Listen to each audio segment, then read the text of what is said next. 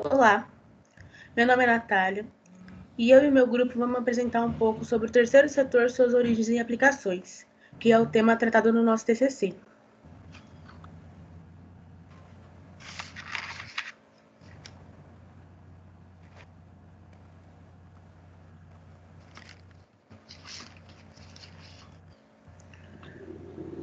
Os três setores. Eu vou falar um pouco agora sobre os três setores e como o terceiro setor se iniciou. O terceiro setor se iniciou para complementar o primeiro e o segundo setor, onde o primeiro setor é o setor público. É nele onde está o governo, a presidência da república, as prefeituras, e é esse que complementa o primeiro setor. Já o segundo setor é reservado às empresas que têm fins lucrativos. Está nela todas as empresas que portam um CNPJ e seja uma pessoa jurídica. Seja um MEI, uma multinacional, até uma padaria está no segundo setor. Já o terceiro setor são as empresas reservadas que não têm fins lucrativos. Elas são sem fins lucrativos. Ela veio para complementar o primeiro e o segundo setor.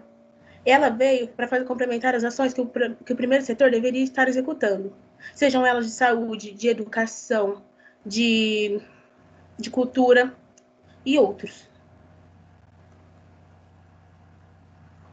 O terceiro setor pode ser dividido nas seguintes categorias: religião, que no caso são as igrejas, associações patronais e profissionais, defesa de direitos, cultura e recreação, assistência social, educação e pesquisa, saúde, meio ambiente, habitação e outras instituições.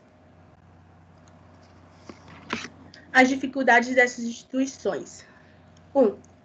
Falta de gestão eficiente. A gestão eficiente é o que faz a empresa crescer sustentável, respeitando o próximo. Escassez de recurso.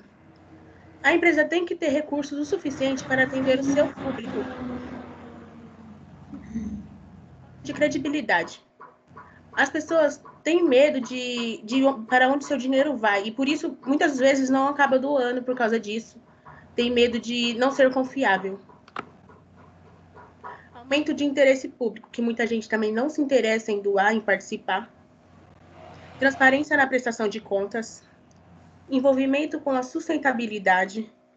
Falta de estrutura interna. E falta de inovação, que muitas empresas também não procuram inovar. E sempre é bom ter uma coisa nova para não perder a ONG. Sempre é bom ter um novo mecanismo. E agora eu vou passar a palavra para a Ellen. Oi, meu nome é Ellen e eu vou falar um pouco sobre o que define as organizações do terceiro setor. Dentre as características do terceiro setor, primeiramente é a sua formação, que se dá pelo grupo de pessoas com um objetivo em comum de interesse social ou bem comunitário. A segunda característica é o fato dessas entidades não visarem o lucro, como se fazem as empresas de direito privado ou de setor público. Elas não distribuem os resultados financeiros positivos, ou seja, o lucro entre os seus associados ou empregados. E também não são instituições públicas, embora podem manter vínculo com o Estado através de parcerias. A terceira particularidade é a participação do trabalho voluntário, que atua em prol da manutenção e da sobrevivência das organizações. Normalmente, essa participação ocorre de maneira comum, contribuindo para que essas instituições busquem de forma mais efetiva a realização dos seus objetivos sociais.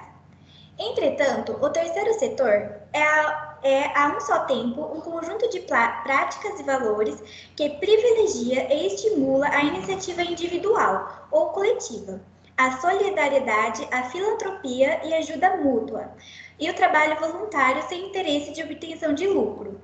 É a reunião das instituições que possuem natureza jurídica com capacidade de autogestão e que representa uma força econômica bem mais relevante do que muitos imaginam. Pode passar.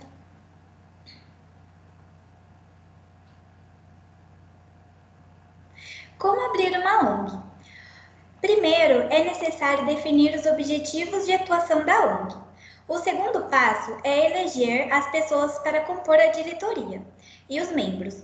O mínimo sugerido são 5 pessoas.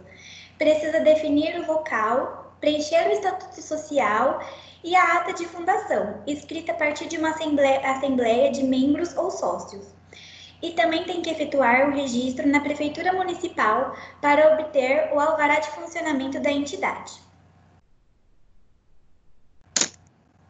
O terceiro setor é o Estatuto Social.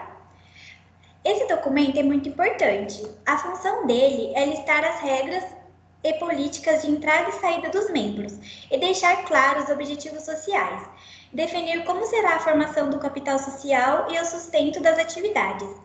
Para as entidades sociais, o Estatuto também pode incluir disposição acerca da qualificação de OCIP e OS. Prever isso na elaboração do Estatuto é interessante, pois possibilita que a entidade receba os títulos e certificações dentro do seu perfil de atuação sem que haja custo no futuro ou alteração estatutária. Os requisitos básicos para a administração de uma entidade.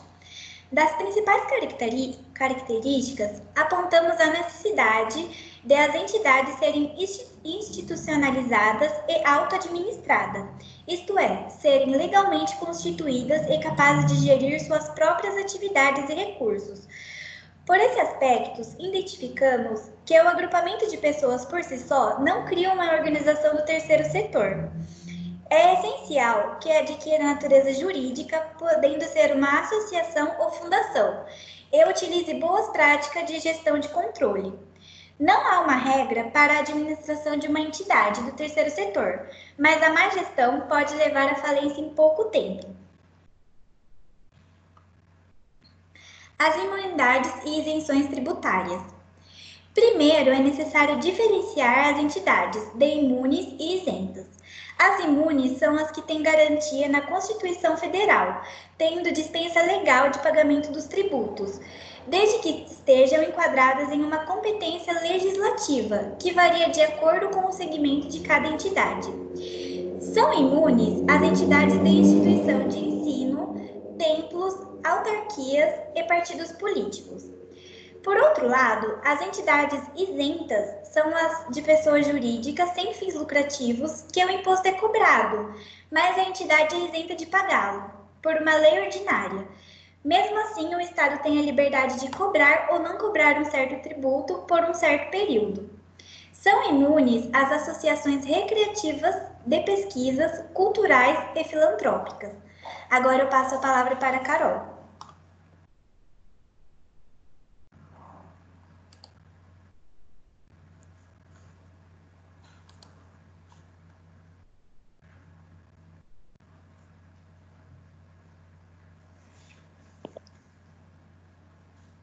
Oi, meu nome é Caroline.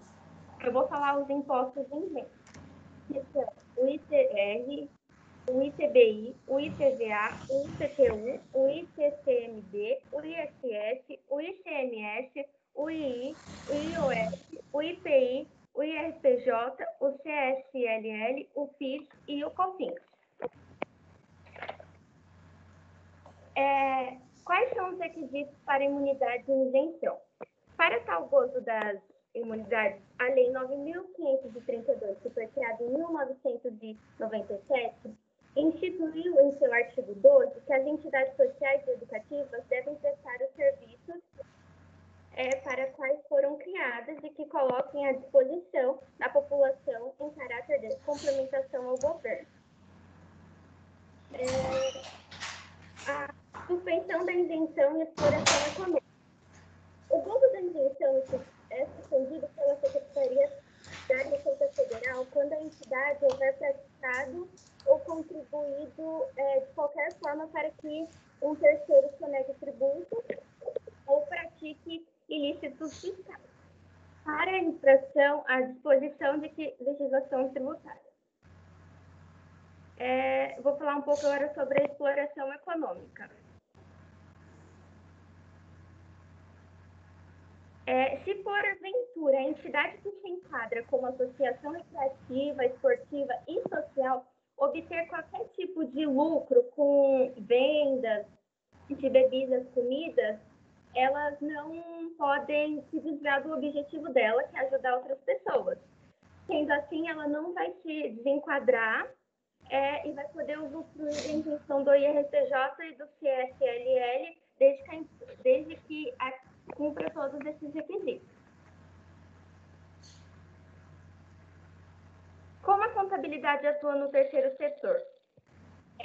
O terceiro setor, mesmo que sejam entidades que não visam lucro, também deve orientar o atendimento e exigências legais sobre procedimentos contábeis e serem cumpridos ou pela fundação pública de natureza jurídica de direito público ou pela pessoa jurídica de direito privado sem fins lucrativos. Essas entidades são financiadas de atos voluntários, por doações que se transformam em receita. Porém, se tem alguma peculiaridade que demandam uma adoção mais criteriosa das práticas da contabilidade.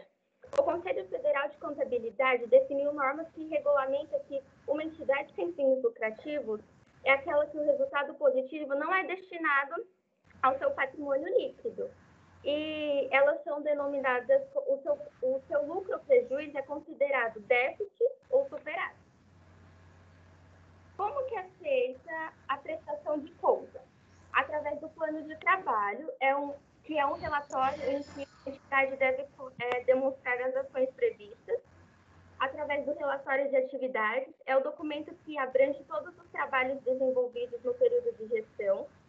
Através das demonstrações contábeis, o balanço patrimonial, a demonstração do resultado do período, a demonstração do fluxo de caixa, as informações bancárias, o inventário patrimonial e a declaração de informação econômica em relação ao anual de informação social e o parecer do Conselho Fiscal.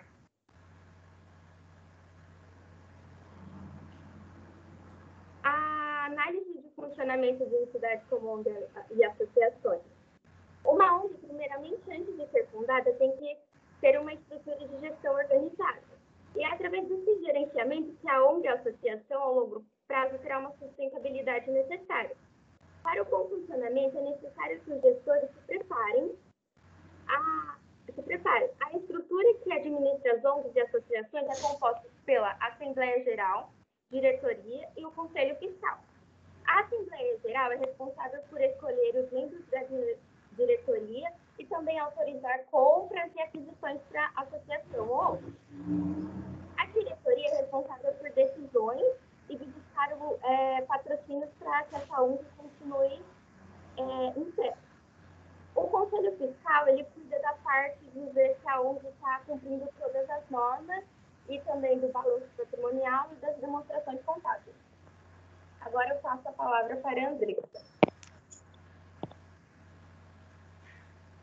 Bom dia, meu nome é Andressa e eu vou falar como são aplicadas normas de contabilidade no terceiro setor. Algumas normas foram criadas com a finalidade de tratar das questões específicas do terceiro setor. E para isso foi criada a ITG 2002, pois a mesma não contempla todo o manual de contabilidade, mas ela trata de detalhes específicos para as entidades sem finalidade de lucro.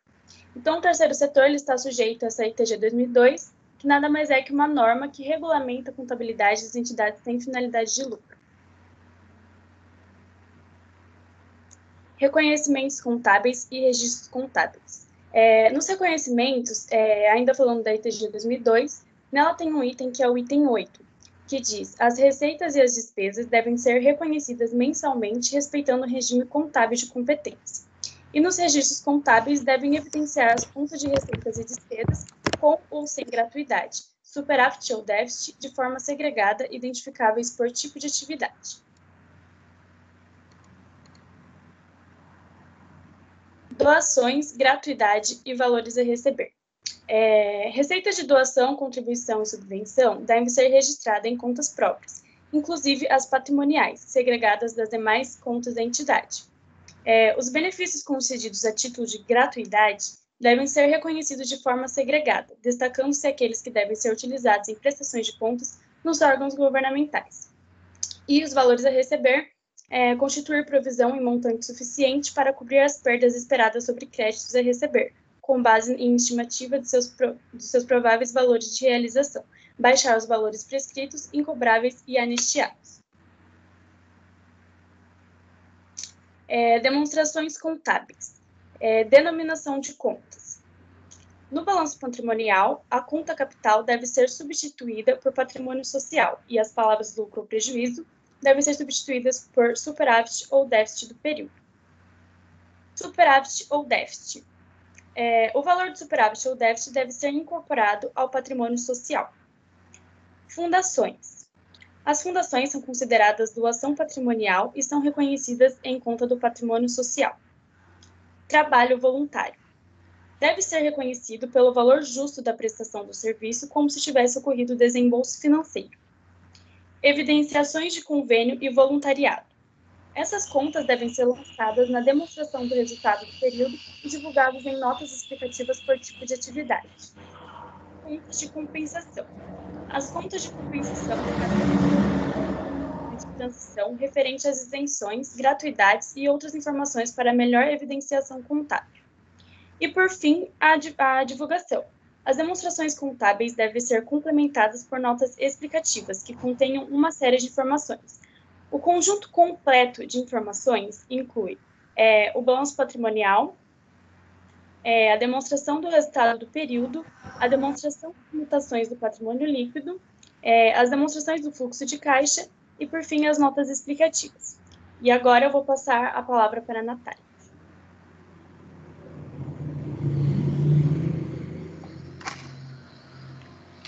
Terceiro setor em meio à pandemia. Bom, nesse momento difícil que o mundo está percorrendo com o coronavírus, muitas pessoas estão sendo impactadas. É gente que perde emprego, é gente que não está conseguindo pagar as contas de casa, tem gente que nem está conseguindo comprar alimento. E essas pessoas param de doar, porque estão passando por um momento difícil, porque elas vão priorizar as suas obrigações. Daí a pandemia impactou o terceiro setor nas seguintes partes. No beneficiário, que nem eu estava falando, impactou muitas famílias, impactou muitas pessoas quando veio a pandemia, daí acabou impactando muito. Muita gente que não está, que nem as crianças que se alimentavam na escola não estão tendo como se alimentar, porque não estão indo para a escola. Impactou também no atendimento. A internet, nesse momento, está sendo muito bem utilizada, porque não está podendo ter contato. Daí, para você divulgar a sua ONG, achar as pessoas, é pela internet que você vai conseguir fazer tudo isso. Mas lembrando que nem é todos que têm internet, então você vai ter que sempre buscar novos recursos, sempre buscar inovar. Nas receitas, a receita está sendo muito impactada porque não está entrando dinheiro nas ONGs, não está entrando dinheiro nessas instituições, e elas estão tendo que se virar com o que elas têm. Sem muitas doações, elas estão tendo que ajudar as pessoas num momento difícil, sem que as pessoas doem. Então, elas tá sendo muito impactadas as receitas. E nos custos? A gente sempre tem que controlar o que a gente tem, o que a gente tira, e sempre tá controlando assim, sempre pensar na economia. O que eu posso fazer agora? O que eu posso deixar para depois? Sempre priorizar algo mais importante. O que eu posso deixar para depois que eu não preciso fazer agora? Sempre ficar pensando assim.